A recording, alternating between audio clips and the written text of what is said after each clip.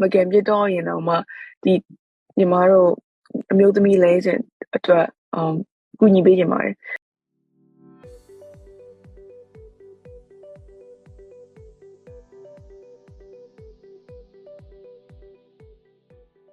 မင်္ဂလာပါခင်ဗျာအားကစားမတ်စုအစီအစဉ်ကနေကြိုဆိုပါရစေဒီနေ့မှာတော့မြန်မာအားကစားသတင်းချုပ်ကိုတင်ဆက်ပေးပါမယ်ပထမဆုံးအနေနဲ့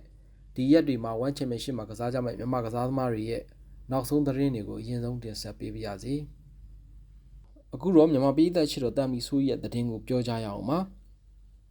မနေ့ကတော့ဆိုးရဲ့စစ်စစ်ဝိတ်ချီနာနဲ့ပတ်သက်ပြီးတော်တော်လေးကိုကြရက်ထားခဲ့ပါတယ်၄ချိန်သတ်မှတ်ချက်အဆင်ပြေခဲ့ပြီမဲ့ hydration test က၄ချိန်ထိစစ်ခဲ့ပြီမဲ့သတ်မှတ်ချိန်အတွင်းမအောင်ခဲ့ပါဘူးဒါကြောင့်တရားဝင်ဆေးစစ်ချက်မှာမအောင်ခဲ့ဘူးလို့ပြောရမှာပါမနေ့ကOne Championshipပြိုင်ပွဲတွေမှာမြန်မာကစားသမားတွေကစားဖို့ချိတ်ဆက်ပြီးတဲ့ကိုဖြိုးဝေကဆေးစစ်တာအောင်ခဲ့တဲ့အကြောင်းတင်ခဲ့တာဟာဆိုးကြီးနဲ့ဒီမီထရီတို့ပွဲဟာပြိုင်ပွဲစည်းကမ်းအရဒီပွဲထိုးဖို့အတွက်လိုအပ်တဲ့ဆေးစစ်မှုမှာတော့အောင်ခဲ့တယ်လို့ဆိုလိုတာပါဒါကြောင့်ဆိုးကြီးရဲ့ပွဲဟာမပြတ်ခဲ့ပဲမနှက်ဖြန်မနှက်မှာကစားရမှာပါဒီပွဲမှာလည်းဆိုးကြီးhydration test မအောင်ခဲ့တာကြောင့်နှစ်ကြိမ်စက်တိုက်မအောင်ခဲ့တာလို့ဆိုရမှာပါဒီချီနီယာOne Championshipကျင်းပတဲ့သူတွေအတွက်တော့အဆင်ပြေတဲ့အခြေအနေမဟုတ်ပါဘူးဒါကြောင့်တမ်လီဆိုးကြီးအနေနဲ့ hydration test အတွက်မဖြစ်မနေသတိထားရတော့မှာပါဒီလို hydration test မှာပြဿနာဖြစ်နေတာကိုဖြေရှင်းနိုင်မဲ့နည်းလမ်းကိုလည်းရှာဖွေဖို့လိုနေပါပြီဘာတွေပဲဖြစ်ပါစေကျွန်တော်တို့အားပေးတဲ့ကစားသမားတွေကိုအမြဲအားပေးနေဖို့လိုတာကြောင့်မနှက်မနှက်မှာရှင်ပြိုင်ကစားမဲ့တမ်လီဆိုးကြီးကိုအားပေးကြရအောင်ပါဒီနေ့တောက်ကြနေမှာမြန်မာလက်ဝှေ့ကျော်တပ်ပိုင်အောင်ရဲ့ပွဲရှိပါတယ်ကတ်ချွေအဖြစ်ရှင်ပြိုင်ကစားကြမယ်ဒီပွဲဟာတပ်ပိုင်အောင်တော့One Championshipမှာပထမဆုံးပွဲပါပြိုင်ဘက်ကတော့ဂျပန်နိုင်ငံသားဖြစ်ပြီးဟာရူရူကီတာနစ်စုပါအသက်22နှစ်ရွယ်ဟာရူရူကီက1မှာ3ပွဲထိုးပြီး3ပွဲလုံးနိုင်ရထားပါတယ်အနိုင်ရထားတဲ့ပွဲတွေထဲကတပွဲကအလဲတိုးနဲ့တပွဲကတိုင်ပွဲရက်ပါဒါကြောင့်ဒီပွဲမှာတပ်ပိုင်အောင်ရုန်းကန်ရနိုင်ပါတယ်တပ်ပိုင်အောင်ကတော့အသက်25နှစ်ရှိပြီဖြစ်ပြီးမြန်မာလက်ဝှေ့မှာကျင်လည်ခဲ့တာတော့ကြာခဲ့ပါပြီမြန်မာလက်ဝှေ့ကိုအစဉ်တစိုက်ကြီးရှုတဲ့သူတွေအတွက်တော့တပ်ပိုင်အောင်ကိုသိကြပါတယ်2018ခုနှစ်ကမြန်မာလက်ဝှေ့ရွှေကပတ်ချန်ပီယံဆုကိုရဘူးတဲ့တပ်ပိုင်အောင်အတွက်ပထမဆုံးနိုင်ငံတကာပွဲကစိန်ခေါ်မှုများတယ်လို့ဆိုရမှာပါမာကုန်မြင့်နဲ့မြန်မာလက်ဝှေ့သမားတွေရဲ့ထုံးစံတိုင်းပြိုင်ပွဲရဲ့တိုက်ခိုက်မှုတွေကိုအကောင်းဆုံးတုံ့ပြန်လာဖို့ရှိပါတယ်အတွေ့အကြုံနဲ့ PGP လက်ရှိတာကြောင့်ထိကျက်တာမှန်ခဲ့ရင်နိုင်ရနိုင်ဖို့ရှိပါတယ်တပ်ပိုင်အောင်အတွက်စိန်ခေါ်မှုများတဲ့ဒီပွဲကိုဒီနေ့ညမြန်မာစံတော်ချိန်ည9:00 နာရီမှာစတင်ကျင်းပမှာပါတပ်ပိုင်အောင်နဲ့တမ်မီဆိုးကြီးတို့ရဲ့One Championshipပွဲစဉ်တွေကိုOne Championshipရဲ့ Facebook နဲ့ YouTube Channel တွေမှာတိုက်ရိုက်ကြည့်ရှုနိုင်ပါတယ်တပ်ပိုင်အောင်ထိုးသက်မဲ့ပွဲကဒီနေ့တောက်ကြနေ့ည9:00 နာရီအချိန်မှာစတင်မှာဖြစ်ပြီးတမ်မီဆိုးကြီးထိုးသက်မဲ့ပွဲကမနက်ဖြန်မနက်8:00 နာရီမှာစတင်မှာပါအခုတော့ UFC မှာထိုးသက်နေတဲ့ချင်းတိုင်းသားဂျိုရှူအာဗန်အကြောင်းပြောအောင်ပါဒီပွဲကိုတနင်္ဂနွေမနက်မှာကစားမှာပါမြန်မာလက်ဝှေ့ဝါသနာရှင်တွေအတွက်ဒီတောက်ကြစနေနဲ့တနင်္ဂနွေနေ့တွေမှာပွဲကြီးပွဲကောင်းတွေကြည့်ရှုခံစားရမှာပါဒီပွဲမှာတော့ဗန်ကဂျပန်နိုင်ငံသားဖိုက်တာနဲ့ကစားရမှာပါဗန်ရဲ့ပြိုင်ဘက်ဆူရူရာကအသက်22နှစ်ရှိပြီဖြစ်ပြီးတော့10ပွဲထိုးတာမှာ10ပွဲစလုံးနိုင်ရထားသူပါဗန်ကလည်း12ပွဲနိုင်2ပွဲရှုံးထားတဲ့သူပါဗန်ရဲ့ပြိုင်ဘက်ကအချုပ်တိုင်းပိုင်တဲ့ကစားသမားလို့ဆိုရမှာဖြစ်ပြီးအနိုင်ရထားတဲ့ပွဲစဉ်တွေက4ပွဲက submission နဲ့နိုင်ထားတာပါနှစ်ယောက်စလုံးမှာပွဲကိုဖျက်နိုင်တဲ့အရေးချင်းတွေရှိပြီးတော့ဗန်ကသူအနိုင်ရတဲ့ပွဲတွေက2ပွဲကိုပထမချီမှာအနိုင်ရထားတာပါတစ်ဖက်မှာလည်းဆူရီယာကသူအနိုင်ရတဲ့ပွဲတွေက4ပွဲကိုပထမချီမှာအပြတ်ဖြတ်ခဲ့တာပါဒါကြောင့်ဒီပွဲကအတော်လေးကြီးကောင်းမဲ့ပွဲလို့ဆိုနိုင်ပါတယ်ပွဲမတိုင်မီအင်တာဗျူးမှာဗန်ကသူဘလို့ပွဲထက်လာမလဲဆိုတာသိပါတယ်ဒါကိုကျွန်တော်အချိန်ချင်းကြုံခဲ့ပြီးပါပြီဒါကြောင့်သူ့ကိုအနိုင်ရမယ်လို့ယုံကြည်တယ်လို့ဆိုထားပါတယ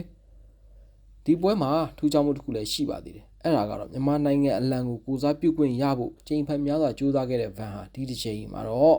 မြန်မာအလံကိုခြုံပြီးကစားခွင့်ရတဲ့ပထမဆုံးပွဲဖြစ်လာမှာပါဒီပွဲကိုတနင်္ဂနွေနေ့မနက်မှာကစားမှာပါအခုတော့မြန်မာဘောလုံးလောကဘက်ကိုလှည့်ရအောင်ပါမြန်မာအမျိုးသမီးအသင်းရဲ့လက်ရွေးစင်ကစားသမားမေထက်လူကသူ့ရဲ့ social media အကောင့်ကနေမြန်မာအမျိုးသမီးဘောလုံးသမားတွေနဲ့ပတ်သက်ပြီးသူခံစားချက်ကိုပြောပြခဲ့တဲ့အကြောင်းတင်ဆက်ပေးပါမယ်လက်ရှိအခြေအနေတွေနဲ့ပတ်သက်ပြီးသူပြောခဲ့တာကိုနားထောင်လိုက်ရအောင်ပ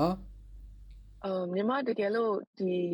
ီကျောင်းဘက်ရေးပြီးတော့ဘောလုံးမကင်ပြစ်တော့ရင်တော့မှဒီညီမတို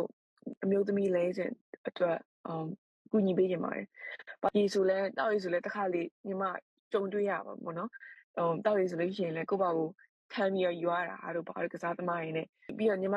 တူတူကစားခဲ့တဲ့တောက်လျှောက်လုံးဝ talent players တွေရှိရကိုရသူတို့တွေကနောက်ဆုံးဒီဘောလုံးမြန်မာနိုင်ငံပါနော်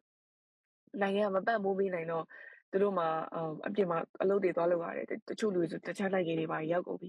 အဲ့တော့အရန်ကိုနှမျောမိပါတယ်ဘာလို့ဆိုတော့ဒီကစားသမားတွေကတကယ်လဲ talent ရှိတယ်တကယ်လဲskillful ဖြစ်တဲ့ player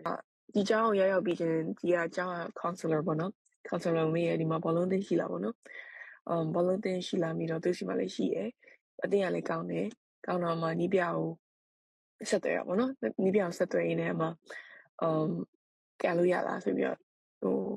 try out သွားတယ် try out သွားတဲ့အချိန်မှာသူကလည်းသဘောကျသွားပြီးတော့လက်ခံသွားပြီးတော့ဒီကြောင်းတင်တော့ဆော့ဖြစ်သွားတာနောက်ထပ်သတင်းတစ်ပုဒ်ကတော့၄နှစ်ဆက်ရှုံးပွဲမရှိပဲပိုဆွဲခဲ့တဲ့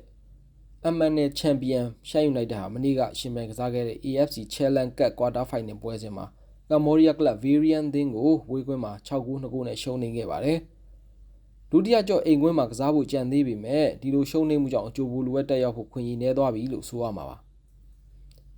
ရှမ်းယူနိုက်တက်အသင်းကပြည်တွင်းမှာ9နှစ်ဆက်ချန်ပီယံဖြစ်သလို4နှစ်ဆက်ရှုံးပွဲမရှိအောင်ကစားထားနိုင်တဲ့အသင်းဖြစ်ပေမဲ့